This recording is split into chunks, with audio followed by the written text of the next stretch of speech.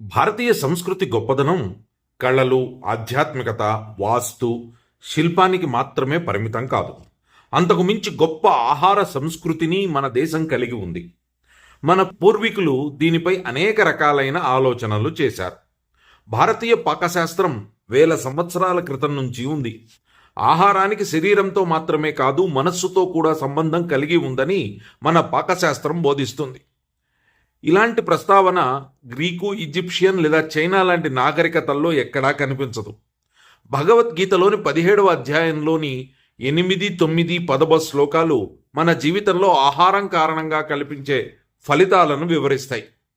మనలో 3 రకాల స్వభావాలు అంటే సాత్విక, రాజసిక, తామసిక స్వభావాలు కల వ్యక్తులు ఉంటారని, మనం తీసుకునే ఆహారం ప్రకారం మానసిక వైఖరిని నిర్ధారించవచ్చని గీత చెబుతోంది. ఇక 8వ శ్లోకంలో ఆయుస్సత్వ బలారోగ్య సుఖప్రీతి వివర్ధన రస్యా స్నిగ్ధా స్థిరా ఆద్య ఆహార సాత్విక ప్రియ. పై శ్లోకంలో ఆహారములు ఆయుస్సత్వ అంటే ఆయుష్ను పెంచేవి అని చెప్పబడ్డాయి.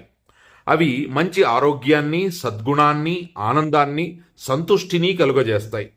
శాకాహార భోజనము ఆధ్యాత్మిక జీవనానికి అనుగుణముగా సత్వగుణము పెంపొందించుకోవటానికి వీలుగా ఉంటుంది. ఎంతోమంది సాత్విక మేధావులు, తత్వవేత్తలు ఈ భావాన్నే వ్యక్తీకరించారు. సాత్విక దృక్పథం ఉన్నవారు ఆయుష్ను, బుద్ధిని, బలాన్ని, ఆరోగ్యాన్ని, ఆనందాన్ని పెంచే రుచికరమైన, మనసుకు ఆహ్లాదకరంగా కనిపించే ఆహారాన్ని తినటానికి ఇష్టపడతారు. 14వ అధ్యాయం 6వ శ్లోకంలో శ్రీకృష్ణుడు సత్వగుణము స్వచ్ఛమైనది, తేజోవంతమైనది, ప్రశాంతమైనది అని, ఒకలాంటి సంతోషాన్ని, తృప్తిని కలగజేస్తుంది అని చెప్పి ఉన్నాడు. సత్వగుణ ఆహారం కూడా ఇదే విధమైన ప్రభావం కలిగి ఉంటుంది. ప్రపంచంలోనే పరిపూర్ణమైన, శాస్త్రీయమైన, ప్రాచీన ఆహార సంస్కృతి కలిగిన ఏకైక దేశం మనది.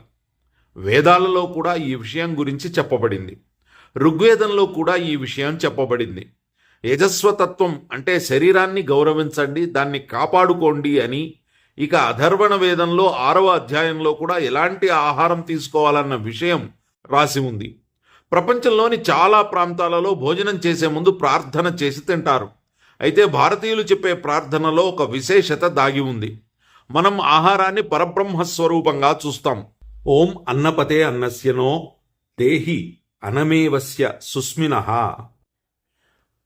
ప్రప్రదాతారాం తారిషూర్జం నో దేహి ద్విపదే చతుష్పదే. మరొకటి ఓం బ్రహ్మార్పణం బ్రహ్మహవి బ్రహ్మాగ్నౌ బ్రహ్మణావృతం బ్రహ్మైవతేన గంతవ్యం బ్రహ్మకర్మ సమాధినా. ఓం సహనావవతు సహనౌ భునక్తు సహ వీర్యం కరవావహే తేజస్వినావధీతమస్తు మా విద్విషావహై.